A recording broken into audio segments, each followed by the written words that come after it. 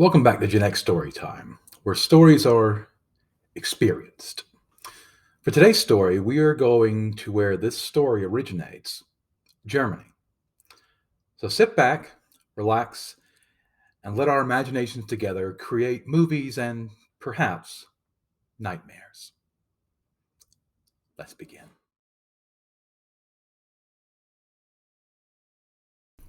There was once a miller who was very poor, but he had a beautiful daughter, and a thought struck him that he would speak about her to the king and get some situation for her. So he obtained an audience and told the king that he had a daughter who could spin straw into gold. "Then," said the king, "that is a quality which pleases me well.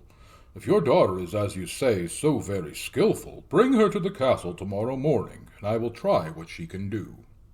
The miller next day took his daughter to the castle, and as soon as she arrived, the king led her into a chamber which was quite full of straw, and placing a spinning wheel before her, said, "Now set to work at once, for if all the straw is not spun into gold before sunrise, you shall die." Then he locked the door himself and left her alone.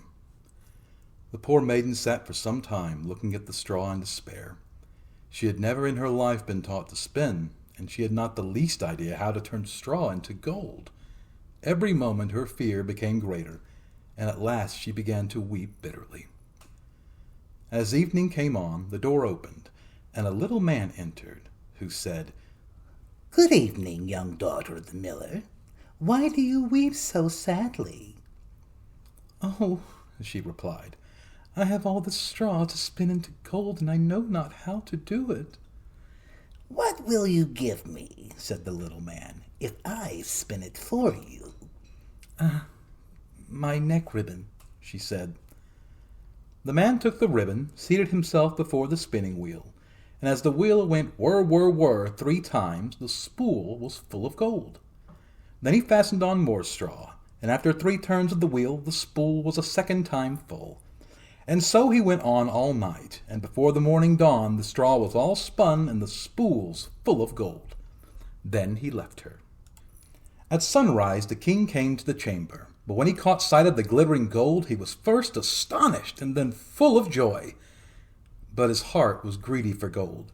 So he led the miller's daughter into another chamber full of straw, and much larger than the former, and ordered her, as she valued her life, to spin that into gold before sunrise next morning. The maiden, when left alone, could only weep, for she knew it was an impossible task. But in the evening the same little man again appeared and said, "What will you give me if I spin all this straw into gold?" "My ring from my finger," answered the maiden. The little man took the ring, set to work at the spinning wheel, and before morning the whole of the straw was spun into gold. The king gloated with delight over the glittering heap, but he was not yet satiated with gold. So he led the maiden into a still larger room full of straw, and said, "You must spin for me during one more night, and if all this straw is spun into gold by the morning, then you shall be my wife."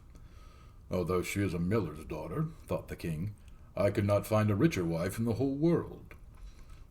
No sooner was the maiden alone than the mannikin again appeared for the 3rd time, and said, "What will you give me if I spin the straw for you this time?"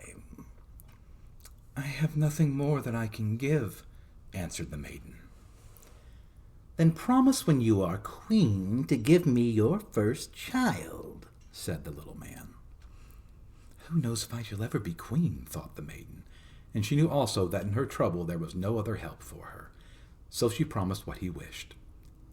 Immediately he set to work, and very soon spun all the straw into gold. In the morning, when the king came and found that what he required was done, he ordered preparations to be made for a splendid wedding, and in a few days the miller's beautiful daughter became a queen. About a year after this, a beautiful little child was born to the queen, who never thought of her promise to the little man, till one night he stepped suddenly into her chamber and said, "Now give me what you have promised." In great terror, the queen offered him all the treasures in the kingdom if he would leave her the child. But the little man said, "No, something living I like better than all the treasures in the world." Then the queen began to mourn and weep so bitterly that the little man had compassion on her and said, I will give you 3 days, and if that time you can find out my name, then you shall keep your child." After he was gone, the queen lay awake till morning, thinking over all the names she had ever heard of, and determined to send a messenger all over the country to inquire far and wide what names had been given to people formerly. The next night the little man came again, and she repeated all the names she could think of: Casper, Melchior, Balzar, and many others that she knew in every rank of society. But the little man said, "No, I have not one of these names." The next day she made every inquiry among the neighbors, and when the little man came at night for the second time, she mentioned most unearthly names, such as Brown Ribs, Dicky Cap, and Spindle Leg. "No, it is none of these." On the third day the messenger returned and related his adventures. He had not been able to find a single new name, but on his way home he crossed a high mountain and came to the borders of a wood in which the foxes and the hares wished him good night.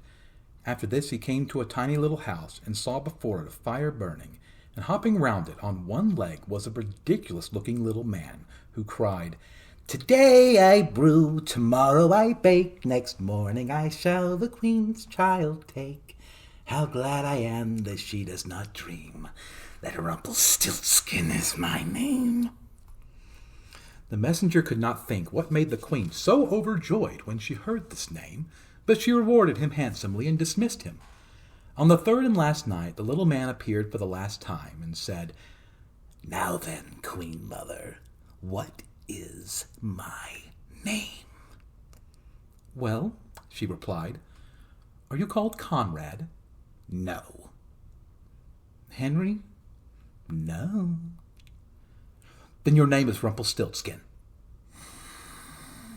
"The fairies must have told you that.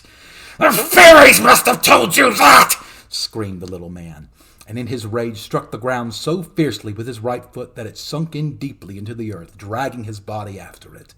Then, in his fury, he laid hold of his left hand with both hands and tore himself completely in halves. I myself am a big fan of short fiction and began to delve into folklore and fairy tales at a very young age. When I read a story, I insert myself into that tale.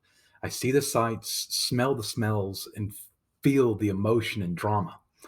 I become part of the story, and that is what I want to do for you as well.